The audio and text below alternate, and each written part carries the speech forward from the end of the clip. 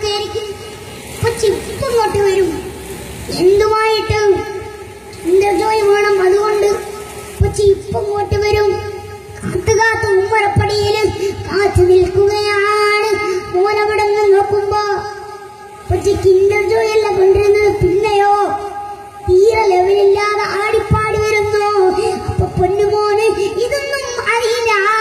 കുഞ്ഞുമോന് ഉമ്മാനോട് ചോദിക്കും, ഉപ്പച്ചെന്തോ ഒരു പാട്ടൊക്കെ പാടിയിട്ട് പക്ഷെ ഡാൻസിന്റെ പ്രാക്ടീസിന് പോയോ എന്ന് പൊന്നുമോന് ചോദിക്കുമ്പോ ഉമ്മമാരവിടുന്ന് കഴിയുകയാണ്. ഉമ്മമാരവിടുന്ന് ഇന്നെന്റെ സ്ത്രീകൾ അവിടുന്ന് നീരുകയാണ്. രണ്ടുപേരും കാത്തിരിക്കുന്നു. പൊന്നുമോൻ കൊച്ചിയുടെ കയ്യിലേക്ക് നോക്കും. ഒന്നുമില്ല. ഇന്നും ആടിപ്പാടി മയിലാട്ടം പോലെ പന്നിയെ പോലെ അവിടുന്ന് വരികയാണ്.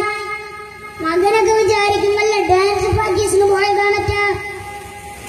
വല്ല യൂത്ത് കൺവെൻഷന് വേണ്ടിയിട്ട് പ്രാക്ടീസ് നടത്തിയതാണ് ഡാൻസ്.